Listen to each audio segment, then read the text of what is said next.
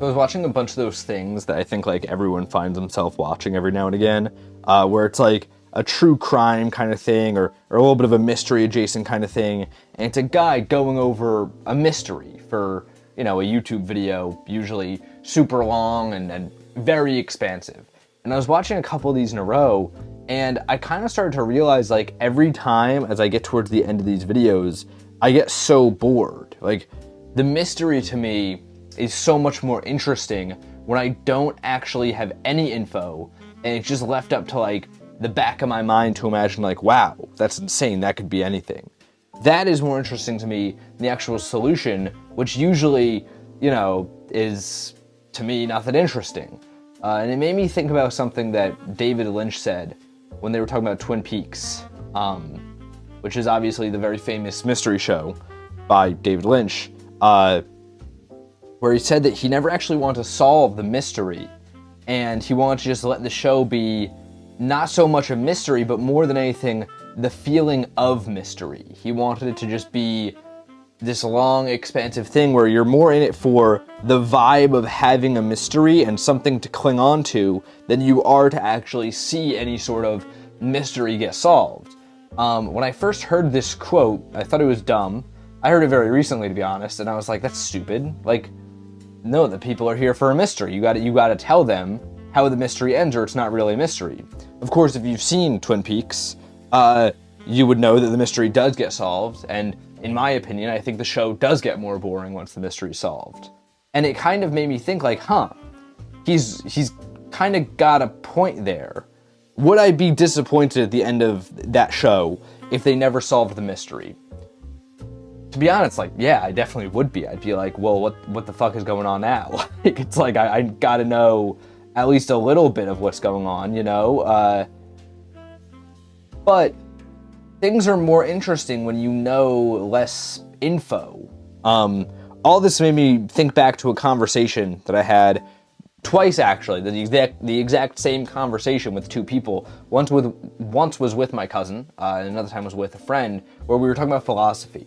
And for the guys that don't know, maybe if you're not as into philosophy, back in like the old days of philosophy, like ancient Greek times, a philosopher was just like a guy that did everything. Like Aristotle, for an example, a very famous philosopher, did a lot of stuff on like the traditional philosophy stuff, the stuff we deem to be philosophy now, but he also came up with all of like genus and species, and that's obviously the work of a biologist. Oftentimes there was just these guys that would literally go into everything. And I think that, the short and sweet of these conversations is that we were like, wow, like that must have been way cooler when you could do that, when you didn't have to like specify in something, where you could just be like, I think about things and come up with some semblance of answers. I think it was Empedocles. Was it Empedocles?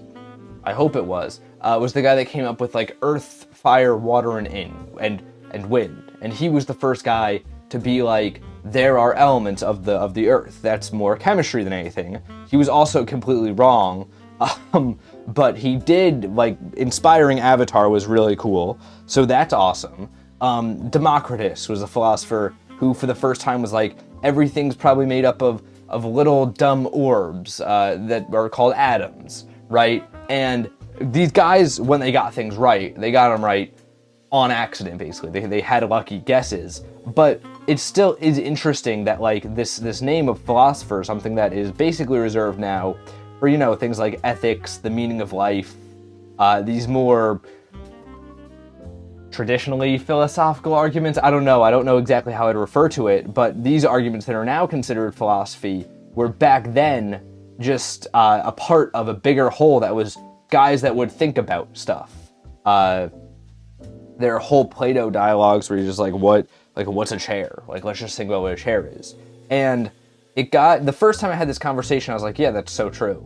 Like, it would be way cooler to be a philosopher back then. Because when you know less, it's just like I could just wake up one day and be like, I want to just think about, like, cereal today. Like, it seems so much easier. Of course, it probably wasn't easy because they didn't know anything. They had to make it all up. So, like, it probably wasn't easy, but, like, it seems easy, right? In comparison to now where, like, if you want to be a philosopher, you got to like specify in one thing and spend your entire life interpreting one line of one thing that some guy wrote hundreds of years ago, you know? But I think in the more recent iteration of this conversation I had with my friend, I think, I don't know if it was he or I that said it, but like one of us put it really well. It's like when you know nothing, you have the potential to know everything, you know? I think I'm pretty sure my friend said it to me. And I was like, wow, that's exactly the words I've been looking for. Is that since these guys knew literally nothing, like since they were just going off of pure, you know, guesswork, they were almost allowed to know everything because it was all so fun. They could come up with a more fun explanation of how, you know, atoms exist and how the elements work. All these things they were permitted to do because nobody knew. And it was anyone's game for who was right about all this stuff. And I think that that's really cool because, well, it's not like that anymore, you know? And then it got me thinking about, you know, putting all these things together, thinking through this. It makes me think about, like, how much I hate science. I've never liked science because I feel like it's too much. I don't like knowing all that. You know what I mean? One, I think science is just like so useless. I also, this is like half a joke, but I like don't believe in chemistry. Like, yeah, right. It's all made up of little dots. Like, you go, man. Like, I'm sure it is. I'm sure it's all made up of little dots, dude. Like, I'm sure that atoms are real. No, but like, obviously I'm not like, you know, a science denier, but like, it does speak to something in terms of like, I don't like to know things unless I can kind of feel and touch them. I don't really like knowing that like, oh, everything's made up of little dots, or like in your body there are 1 trillion cells. Like, I don't want to know that. Just like, let me just be, you know? And that's why I think I've drifted so much to the humanities over time, because there is no right answer in the humanities. You know, when everything is subjective, it allows everyone to be right at once and have a conversation about why everyone's right at once. And I'd much rather have that conversation than how science works, which is one guy gets it right one time, and then for the rest of time, everyone goes and tries to recreate his experiment, being like, no, I bet he's probably wrong though. Like, I don't like the level of skepticism and the level of, well, I guess the word would probably more appropriately be academic integrity that exists within science, because I think it kind of takes the whimsy out of things. And I think that's the bigger element of this conversation here, is that's why I love the unknown so much more than the known, and that's why I think I always have, because having something that's unknown allows so much more, I mean, I feel like fun is such a dumb little word to put it with, but it does allow for so much more fun, you know? When you know everything, it's like, why, you know? And that's where I feel like the world right now is so much less interesting, because we know how all this stuff works so well. We're so smart right now. As much as it might not feel like it sometimes when you look around and like, you know, you see some of the guys on your like social media feeds, and you're like, how is this person alive right now? We are like you're the smartest person to ever live in your family's history, like most likely. If you went back 100 years, their like reading level would probably be what you were at in like, you know, 5th grade or whatever. I don't really know. 100 years ago, 1925, no, they could probably read, but like not quite as good as you can. You know what I mean? The point is that we've developed so much that we are tremendously smart in comparison to what could be, and well, frankly, I mean like what was for a long time. And we have more access to information than ever. And this is another element of it. This is something I've noticed with friends and with family, is that like having a debate now about like how we think something works, right? Maybe it's a fact of like history or you know, something about science even. Whenever these debates occur, we all pull out our phones to look up the answers. And I think that's so much less fun than just sitting there and having to just talk through it, having to really be like, no, I think this because of XYZ. Okay, but ABC. Okay, but I think XYZ. Okay, but ABCDEF. Okay, but XYZ element OP. You know what I mean? Like when you get to expand on your own argument and just kind of have to let things stand on their own 2 feet. Listen, do we get to write answers quite as much? No, not at all. We're wrong a lot more, and like it's probably worse in the long run. But it allows life to have so much more like wonder to it. There's this big thing that people talk about now of childlike wonder, right? Where they say like, oh, don't let your childlike wonder go, or like me and my childlike whimsy. It's kind of a meme, kind of something people say in real life too. There's that one line on the new Vince Staples album, Dark Times, amazing album that he has about that. Don't lose your inner child, not now, that kind of thing, right? I was listening to that album today, and I just wanted to quote it, because what a great album. That might have been my favorite album of the last year. Such a good album. But anyways, getting off track here. This whole thing about like keeping your inner child, I think, and I don't really, I haven't really thought about this too much, so I could very well be wrong. I would say that this is more than anything just about retaining a sense that there is an unknown out there. When you're a kid, everything is so much cooler because of how little you know. Seeing for the first time a grocery store when you're 5 is so insane because it's like, wow, all these shelves have so many cool, bright colored things on them.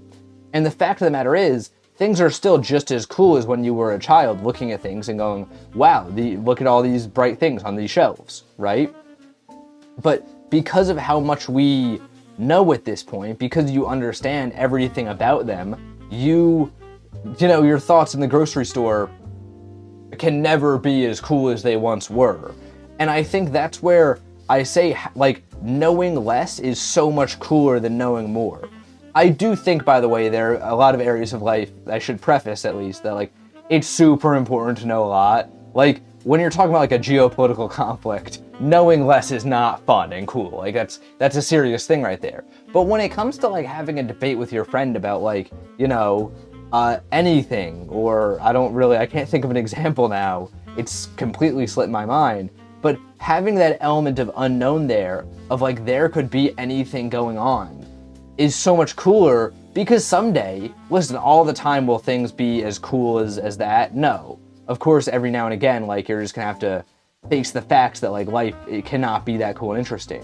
But one day when you're having a conversation and retaining that sense of anything could happen, anything could be true, anything is possible, like you're retaining that huge sense of like the unknown is vast and it's all existent, right? Someday you're gonna be proven true. You're gonna be right. There's gonna be something so cool that you never knew, and that you're the first person to ever see it maybe, or you and your friend have a great moment seeing it. One day this will happen to you. Like, I can guarantee it. Has it happened to me yet? No, it has not. But it will. I know it will. Because there's so much great stuff out there, and acting like the unknown is not as vast as it is only serves to do 2 things. 1, make me correct more. I don't care about being correct more. I'd rather be more fun, to be honest. I think being correct more is for people who, just want to feel good. I don't really care about being the most correct guy in the room, right? 2, makes like my whole life less fun. Like, it's just, everything is less cool. Like, I would rather be wrong, but be over in La La Land and be really happy, than be right all the time and be like, oh man, like, I owned that guy, I had the right position, but really boring, Like, that's so... These are 2 different things, Most obvious statement of the year. No, but it's true, this is a simple shift in perspective that I think would make everyone a whole lot happier if they had it, because it's a good shift in perspective to take, It brings back that childlike wonder. It makes you wrong a lot more, which is, who can't stand to be wrong a lot more too? You can be right if you want to be right. You have ChatGPT on your phone. It has the answers to everything. That thing can literally tell you anything you want to know ever. So you're already right all the time, or at least you can be, if you choose to be. So why not choose to be wrong and have fun over being right? Like, that's just cooler. That's just that's just a better time. That's a better life to live.